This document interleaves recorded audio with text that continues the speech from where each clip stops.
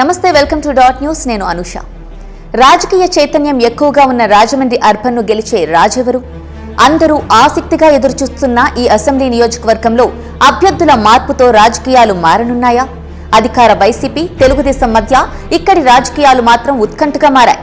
YCP అభ్యర్థిగా Rajahmundry MP Margani Bharat ఈ మారు ఇక్కడ అసెంబ్లీ బరిలో దిగుతున్నారు. అటు తెలుగుదేశం తరపున సిట్టింగ్ ఎమ్మెల్యేను కాదని ఆమె భర్త ఆదిరెడ్డి వాసుకు అవకాశం ఇవ్వడంతో పోరు ఆసక్తికరంగా మారింది.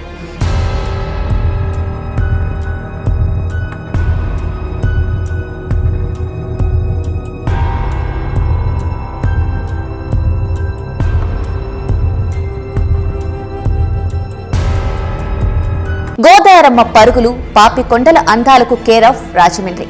ఏపీ సాంస్కృతిక రాజధానిగా పేరు సాధించిన ఈ ప్రాంతంలో ఓటర్ల తీర్పు ఎప్పుడూ కాస్త డిఫరెంట్ గానే ఉంటుంది.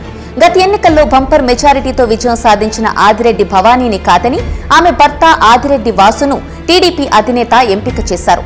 జనసేనతో పొత్తు ఉండటంతో ఈసారి గెలుపు తమదే అని భావిస్తున్న బీజేపీ కూడా ఆ సీటును కోరుకుంటూ ఉండటం అభ్యర్థి మార్పు ఆ పార్టీకే మైనస్ గా మారే పరిస్థితి కనిపిస్తోంది. రాజమహేంద్రవరం సిటీలో టీడీపీకి బలమైన ఓటు బ్యాంకు ఉంది. అయితే గత ఎన్నికల్లో రాజమండ్రి ఎంపీగా గెలిచిన మార్గాని భరత్ ఈసారి ఈ నియోజకవర్గం నుంచి వైసీపీ తరపున ఎమ్మెల్యే బరిలోకి దిగుతుండటంతో రాజకీయ పరిణామాలు తారుమారు అవుతున్నాయి.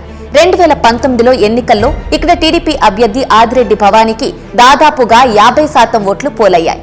తొలిసారి ఎన్నికల్లో పోటీ చేసి విజయాన్ని సాధించారు ఆమె. మామూలుగానే ఈ నియోజకవర్గంలో టీడీపీకి క్యాడర్ బలంగా ఉండటమే కాక ఆమె దివంగత నేత ఎర్రంనాయుడు కుమార్తె కావడం, మాజీ ఎమ్మెల్సీ ఆదిరెడ్డి అప్పారావు కోడలు కావడం కలిసొచ్చింది.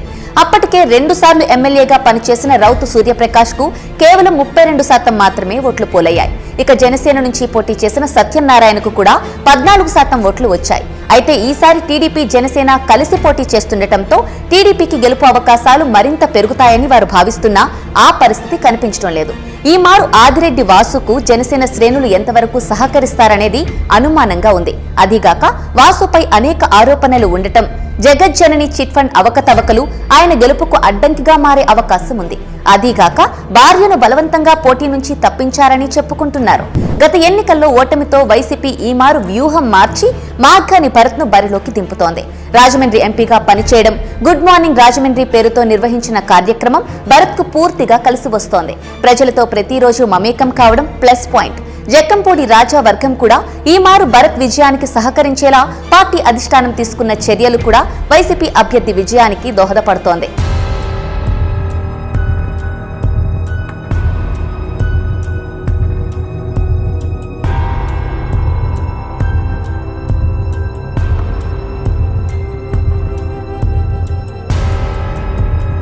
ప్రభుత్వ సంక్షేమ పథకాల లబ్ధిదారులు అందరూ జగన్ వెంటే ఉండటం, వారంతా ఫిక్స్డ్ ఓటు బ్యాంకుగా ఉన్నారు.